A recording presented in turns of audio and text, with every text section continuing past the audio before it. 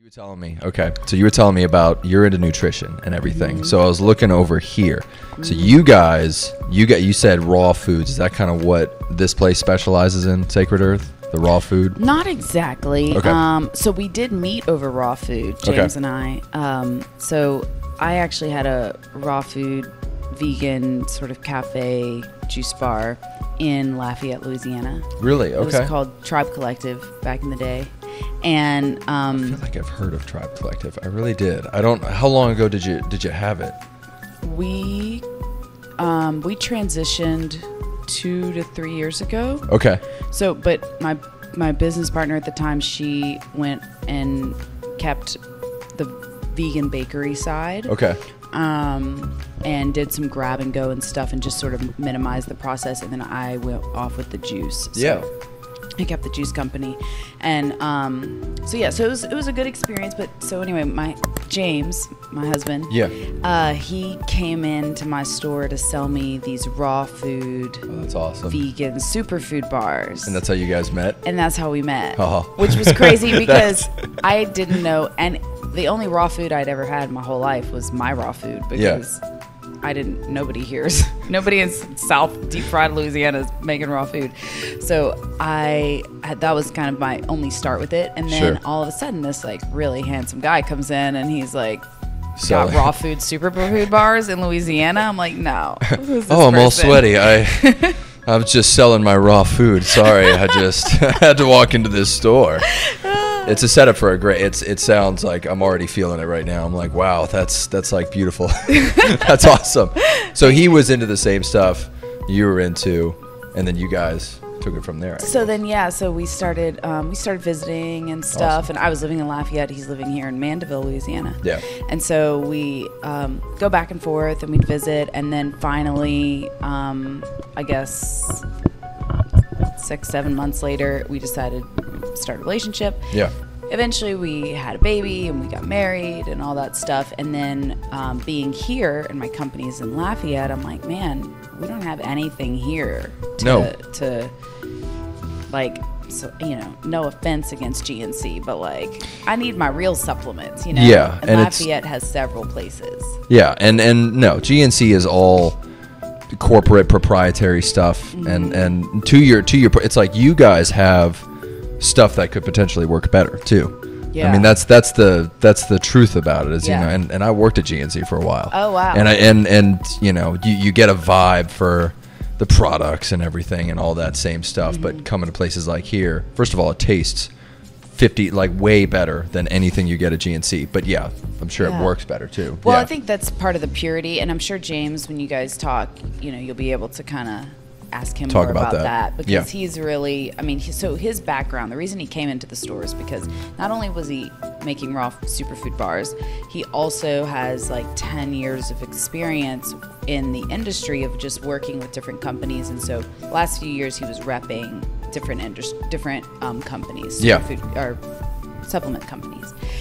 He can tell you his story, but that was why he was in town, was because he was repping to the other health food stores. And Lafayette has like 2 or 3 really great health food stores. So it was like, it made sense. And we were kind of the only juice bar at the time. And so we started the juice company, and then we decided when we moved here, I was like, well, why don't we start making the bar? Like, my company ended up, once we got married, we still hadn't started Sacred Earth Wellness Boutique yet, but we were in Lafayette, and I decided, hey, why don't we do the bars for you? Since now we're just a juice company, I have all the raw food experience, we can redo the recipes, blah, blah, blah. So that's what we did. We combined I love it. That's amazing. Juice, okay. with the superfood bars. So then now Merge makes them. And then we moved here, and I was like, well, he said, why don't we start a Sacred Earth Wellness Boutique? And that's where the thing came. And so we decided, okay, great, we'll have our juices, we'll have our superfood bars, we'll have kombucha from some of our favorite companies, we'll have elderberry, we'll have some meals produced by local companies as well. So that was kind of the idea, and it's doing really well. It's stuck, and I see it everywhere. I really do. Your products are sold a pack, and so you've gotten out there pretty well, and I've seen it everywhere. So also too, just as a side question, what are those giant jugs right there? Is that so we do juices. We do cold pressed juices, and basically, whenever there's like large events, we can do up to like gallon sizes for people. So for like weddings or tailgates, you know, they help detoxify the body. They make great mixers. So these are actually all going to be partnered with vodka on Saturday night at the Mandeville Stroll. So cool. we'll be there. I'll see you. Great. Yeah, that's awesome. Okay. We have a friend, Abby, who's setting up a booth, and she'll have some of our juice mixes. Awesome. I'm going to meet her after I go see you. So it's going to be really fun. That is so cool. Oh my gosh. Well, and you were telling me too, you talked about the raw food thing. And I've talked to so many people, you know, about dieting and everything. But what is your daily diet look like right now? Ooh, my personal daily diet right now. Well, I not to put you on the spot, but I'm just curious. The other night, so which I've heard is good, but I've heard that's good. Yeah. I've heard gluten-free pizza is awesome. Yeah. Well, it depends. You know, I think there's some places that's not very good. Yeah. You know, just like any pizza. You don't, you know, Papa John's is not great pizza. You know? No, no, definitely not. I'm sure people from New York come here and they're like, what the hell is this? Like, yeah. So there's actually a little place called Bayou Teche Brewery over near Lafayette in Arneville. Check it out. Okay. It's so good. Anyway, they happen to have a gluten-free crust. That's the best gluten-free pizza crust I've ever had. Yeah. So anyway, I was over there and I had some of that. But but my typical diet is like, I wake up in the morning, I will maybe eat avocado with toast or make some eggs. We have chickens, so we get eggs. Yeah. You know, or I just won't eat at all. I'll probably grab a juice, drink a juice. Luckily, we have a lot of that going around, so we. But you always do something in the morning. Basically, you're not just like. I do a little bit of intermittent fasting if I'm like feeling. You know, it's just all about listening to your body. Yeah. And I think that's something that people really should focus more on. Yeah, because. Yeah. My diet is not your diet. Like you and I are not going to be on the same diet. You know, me and the girl next to me might not do the same diet. You know, so it's pay attention to myself, because there are days where I'm feeling like I don't want to eat at all. I'm not hungry. My body doesn't need it. Obviously, if it's doing that, it's because I'm trying to go into the natural phase of autophagy, where we're clearing out different stuff from the body and detoxing. So it just depends on what you wake up with. You know, like some mornings. Today, I ate a protein cookie and drinking some juice, and you know, that's it. And what was that juice? Because I was going to ask you. This is the lavender juice, which I'm the soda, which I freaking love. By the way, this is really damn good. Thank you. So the lavender soda is actually produced by St. August Brew. Okay. They're some friends of ours, and they brew that, and it's awesome, and it's high in probiotics, all natural lavender soda. It's so good. But I do feel a little better. Like I did have that, and it's kind of, I mean, I feel a little jittery. It may have been the coffee this morning, but I don't know. But yeah, I'm like, it's okay. No, it's a good feeling. It's good. It's energizing. Like it's I like it a lot. But I had it. I'm like, oh my God, I feel good now. Holy cow, it's great. So and that could also be from the nookie cookie that you had. Okay. It's got maca powder and stuff. So it does help, you know, with hormone balancing and everything. So, and I do that too. I'll do the superfood bars in the morning as well, because they're like 3 servings of greens. Yeah. Billions of probiotics. You know, that's worth it. It's cool that you guys are going down the route of like developing delicious like meal replacement bars almost. Because that was the thing. It's like I feel as though people are looking for something like that tastes actually good, because over GNC, you know, you got all the you know, Quest bars and everything, and all the usual brands of protein bar, but they don't taste good. Right. So, and then you get... Well, because we're not trying to bring things out of balance. Yeah. And when I look at a regular protein bar, not that I have anything against them, I consume them from time to time. Yeah. But when you're trying to cram in that much protein or that much of any type of nutrition into one thing, it's like an excess, you know. And anything that's in excess, we're just like, it's too much. Like too much is too much. It's almost like too concentrated, so your body like maybe doesn't know what to do with that. Right. So what I love about the superfood bars is that instead of a concentration of one thing, you have just a plethora of many things. So you have chlorella, you have, I'm sorry, not chlorella, spirulina, high in lots of vitamins and minerals. But then we also have chia seeds and oat, which is where the protein's going to come in. Yeah. And then we've got all these different herbs to like go in and infuse like all this nutrition and effects into the body. Yeah. So instead of a 1 pound approach, like, okay, this is going to be strawberry banana cream cake protein bar. Yeah. And it's mostly protein, vanilla, mixed with whatever other flavor, strawberry and banana, and it's like it's overpowering, and your body's not going to enjoy it as much. Did you just come up with that flavor? Because that might actually work. I just did, but yeah, maybe that's pretty good. That's not bad. I know. Yeah, I was like, maybe you look into that. I don't know. You sell that, Banana's hard, man, because banana taste rancid very quickly. Oh yeah, and then it's like almost sickly sweet, depending on what you have. Like it's to a point where it's like it leaves a really bad taste in your mouth, like banana pudding. Do you know that there's these bananas? While we're on the topic, there are these bananas. They're called, well, I don't know what they're called in English, but we used to call them manzana guineo. Okay. And it's like an apple banana. Sounds amazing. So I've never heard of that. My before. mom told me for the longest time. My family's Dominican, and my mom told me for the longest time that those didn't exist. Yeah. And I'm like, of course they exist. I remember eating them there. Like, how could you say that? So then I would go back to Dominican, and I couldn't find them anywhere for years. And I'm like, man, like I guess Indiana that's Jones something thing. I made up in my head. Yeah. Just like storytelling when I was a child. And then the other day, I was at Whole Foods, and I found one. What did it look like? Was it's it like a little banana? It's little. Oh my god! And it says manzano. That's what they call it now. Yeah. Manzano banana, and it tastes kind of like an apple. That's the darndest thing. I've never heard of that. Anyways, that's my banana. Well, it was funny though, because I could imagine. I was like, it must just be a banana with like a giant, like apple inside of it. It's like a snake ate a rat or something. And so that's where my head went. I was like, you just eat the center and it's an apple. Like, it's unbelievable. No, like but that's turducken. Like a turducken. Yeah, like literally, like it's got a banana inside it. They bred it specifically for this reason. But no, that is so cool. It tastes like an apple. So anyway. What's like with Dominican culture? Is there a type of food you guys would generally consume like growing up? Yes. Okay.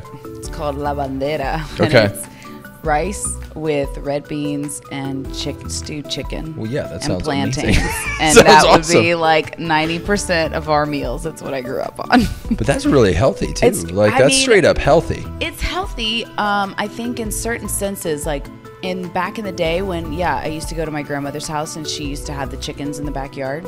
Yeah. And she'd like send us to go catch a chicken. And then for lunch, we would have chicken. You know what I'm saying? Like, yeah. That's a very healthy process. I think it's very different when we're talking about thousands of chickens running through it's a different process, and living a different life. You know what I mean? Like, does the way the chicken is raised have like a different taste to it when you? I find it does, okay. And chemically, we can get more chemical about it, but. Of course, because think about a chicken that is being raised in complete captivity, literally probably stepping over another dead chicken's body multiple times a day. Very inhumane treatment. The viruses, just the chemical side, like the viruses, the pollution that it is living and existing in. All For that real. is part of its biology at that point. Well, when you go to cook the chicken and the chicken's been murdered in a very inhumane way by, and spent its whole life scared, filled with, I don't know, cortisol or whatever those hormones are of stress that animals have too, which I believe is cortisol. Yeah. That does not get cooked out of your meat when you eat it. It's true. Yeah. So that's why a lot of people say when you become vegan, you may have more energy, you may have less aggression, because what's really happening at that point is that you are not consuming an extra amount of hormones other than the hormones that your body's producing. So you're not having to detoxify, you're not having to put extra effort at managing that, so it's like piling it on. But I love that though. Nobody's actually said that about veganism. Like so many people I've talked to have kind of like whenever they've gone into becoming vegan or vegetarian and maybe come out of it, their first, like the reason why they loved it was because they did feel more energized. They felt less stressed out, really. And that's what I've heard a lot from a lot of people.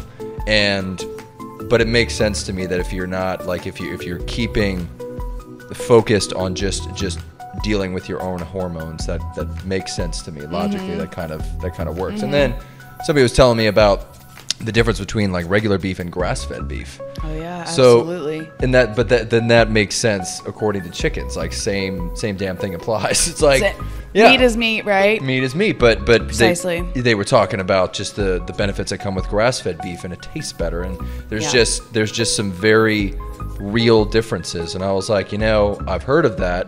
I've just never heard somebody like attest to it. Like, no, it's going to be different. Have you ever tried grass-fed beef versus? No, I've missed out. Yeah. Oh, I gosh, really you need to do it. And what's going on? I know. It's nobody. It's funny. I never asked somebody like the difference. I just heard grass-fed beef, and I'm like, I just stick with my regular beef for the most part, like my little lean crap. But no, like it's after hearing this, it's like, no, you gotta figure it out because it may make you feel better. Really. Yeah. Well, I just wonder, you're like going around interviewing all these different places. Yeah. But you yourself haven't. I have a very different diet. Oh yeah, no, I haven't. I haven't gotten to it. Tell me about your diet. No, I do pretty much the same thing. Like I'll go down like everything is a whole food. It's an egg. It's meat. It's all like stews and everything.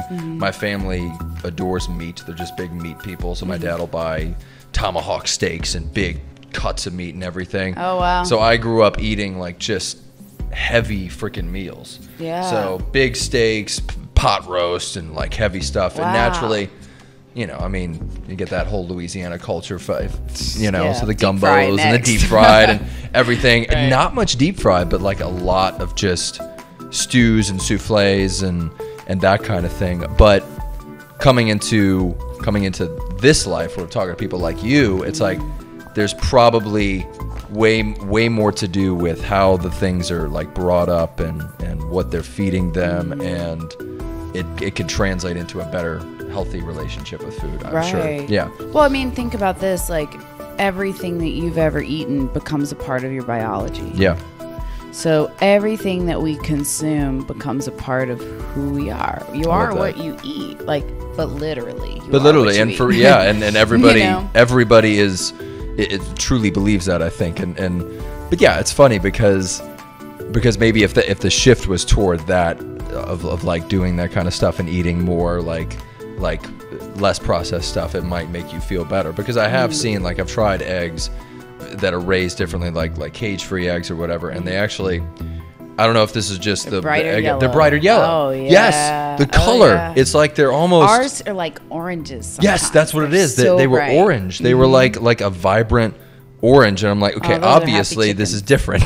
This is way different, and they tasted good. If you think about, when you're, what an egg is, and if the mother is a very happy, healthy mother, right? You're going to have a vibrant child. It's true.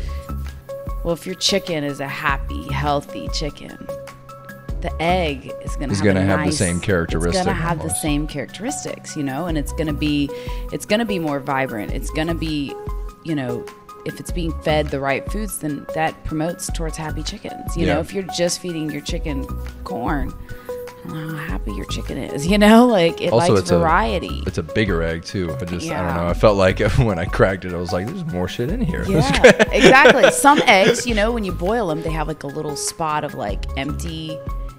Yes. Like they're not perfectly, they're round, but there's like a little space in between sometimes, like kind of offset.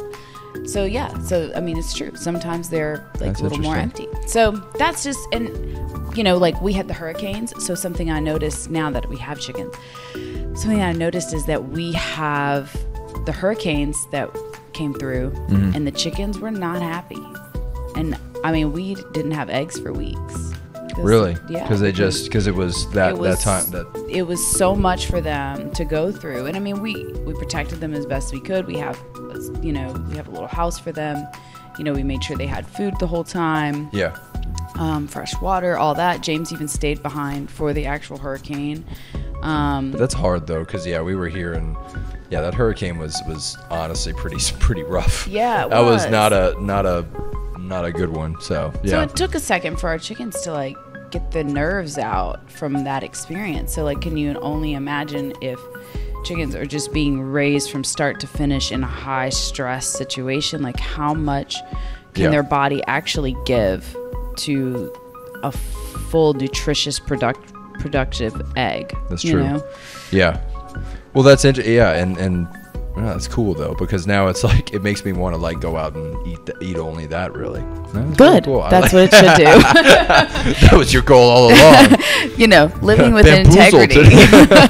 No, but yeah, and it's really cool though too, because just eating this stuff and everything, like realizing it is a different flavor and it's a different taste, but it tastes really good. It's like you've almost been, keeping yourself boxed in to something that you're used to, and then you need to get out of that and try something else that is going to taste different, but maybe better. You were originally into, I think, the juicing or the whole foods. You guys met because you were into raw foods as well, right? Something like that?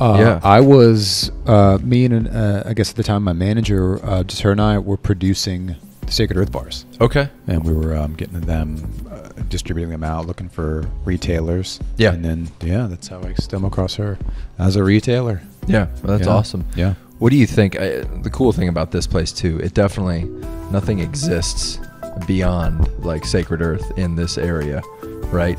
Do you think people are kind of becoming more aware of how good this stuff tastes? Because it tastes really good. It's quite different. It's very like unusual but good at the same time. So not unusual in a bad way, unusual like it should be what we're consuming, like whole foods and raw foods. Yes. But it's not people don't know it too well yet, I don't think. Here in Mandeville, because I'm from here, right? Yeah. Born and raised, and Mandeville, our people, the community, have come a long way, a lot of steps towards this. So when I say this, understanding and appreciating, desiring whole, rich, nutrient-dense foods. Cold-pressed juice, superfood granola bars, the whole nine.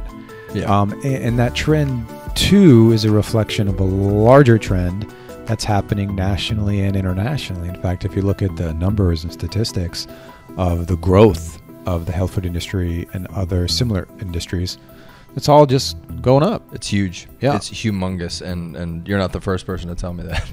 It's everywhere. And but the funny thing too, also to just you're packing all of the wonderful things into maybe a bar or a juice or something, and I think I'm becoming more cognizant of how that stuff can help you maybe approach fitness or approach different aspects of your life. So it could be the maca powder or something, because I had the I don't know, I have yet to try this, but I had the Nookie bar. Yeah, and that was awesome. That was really, I still have to finish it, but yeah, it's almost like all these things help make your day a little bit better, because we don't often consume them. It's well said. I would say also that's exactly what they do. Yeah, they make your day feel better because you're feeling better. Yeah, it's true. Right? In anything in life, when you're taking the time to experience quality, whatever it is, you're experiencing, and it's a quality thing, then what do you know? It's more fun. Yeah. It's more enjoyable. It's more memorable. It's all the things. Like, it makes life worth living. Yeah. So naturally, the same with food. In fact, food should probably be the priority, because that is a fuel. We have to fuel these bodies. Yeah. It's required, right? And there's poor food and there's high quality food. And the crazy thing is, we get to make a choice every day. Yeah, it's true. How we want to feel. Yeah. Right? And so it's one way to look at it. Do you think it's kind of lost on people now, the idea of fueling your body? Because I think people go to the extremes where they want to, or like eliminate like certain parts of their diet they want to get rid of rather than like add to. I don't know. Fair bit What's of your thought on that? It's a reality. Yeah. For example, near our house on the other side of Mandeville, east side of Mandeville, there's a McDonald's that have been there a long time. And it always blows me away when you see a Land Rover or a Mercedes pulling in and going in the drive-thru. That's a good point. Yeah. You'll spend the money on really expensive fuel for your vehicle. On a toy. And spend a lot of money on the toy itself and that vehicle, but not your own vehicle, your body. You can't go and trade out your body. You get one, right? That's true. And at the end of the day, that vehicle can make you feel whatever, but if you're not feeling good in your body, if your digestion's backed up, let's just your digestion's backed up, right? Some bloating, some constipation, whatever from the food, then you're not feeling 100%, right? And so you can't even experience that vehicle really in a pure holistic way, because you're going to be distracted by the fact that you're not feeling well, right? It's a very counterintuitive thing. But it's probably, do you come across a lot of people who do complain about the bloating and everything? Because I'm not in the industry, but like health foods, but I've heard that myself. People talk about feeling bad with a diet, and it's funny, but like, do you get a lot of that with people who come in here? Yes, all the time, and that's that problem of indigestion is a national problem, right? Yeah. It's a big deal. I've heard a lot of different statistics, but I would venture to say at this point, probably 1 out of every 4 Americans suffer from indigestive issues right now, every day, all the time. 1 out of 4. I've heard 1 out of 2. So it's like 1 out of 4, right? But here locally, here in the store, on the store level, we deal with digestion issues every day. It's probably why people come, is because they understand that there's something to be said for caring about that. Yes. Well, it's critical. Look at it this way: the human body, by design, right? We are required to breathe and drink water and eat food. That's true. In that order, actually. And so that's what we have to do. And when it comes to the eating part of that trifecta, it's just critical. And then consider where we are. We're in the deep fried South. Yeah. We're in Southeast Louisiana. On the other side of that wall is a po' boy shop. Yeah. The influence here is heavily against what you guys have, honestly. It is. It's cultural. Very obviously, it's a cultural thing. And don't get me wrong. Like I said, born and raised here, I love jambalaya. I love etouffee. I love a good deep fried oyster po' boy, for sure. Course. But like, when was the last time I had any of those things? I don't remember, but I enjoy them. And from time to time, yes, I will indulge. And again, a cultural thing. I enjoy participating in our culture. However, it's not to most people's benefit at this point, right? And that's what they're experiencing. And so we, they come here and we help them out. And to be honest with you, man, like when it comes to solving problems of indigestion and all that, it's actually not that complicated. Yeah. It doesn't have to be. There are some issues, IBS, for example, that can get more complex. But most of the time, for what folks in our community are coming in for, it's not a big challenge. It doesn't have to be. It's almost like self-imposed indigestion. Maybe it's an easy fix with their diet and everything. Yes. I'm sure that's the meat of it at the end of the day is just a simple tweak here and there, or consuming a better type of food. And then you had said too, you talked about eating all the cultural foods and everything, but you've made it more of an indulgence rather than your lifestyle. You've sort of shifted your focus. So you've taken that, it's quote unquote addiction out of the way, I guess. Yes. Yeah. And when I do indulge, I'll say this, I don't feel guilty about it.